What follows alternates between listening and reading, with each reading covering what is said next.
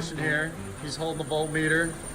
Alright, so this car is actually equipped with what you call a variable displacement compressor. And although it looks pretty normal, up under there, a variable displacement compressor is always on. So we're on the 2 wires.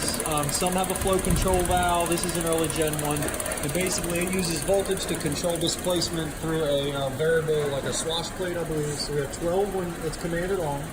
So now we're in the car and we're gonna turn this off. If I can see, there you go. All right. Now we're gonna check on Christian back down underneath the car. And now that we have turned that off, we have lost our voltage.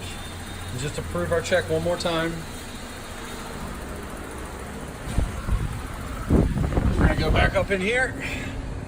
We're gonna turn this compressor back on. We're gonna go back over, check with Christian one more time. 12 volts. And 12 volts.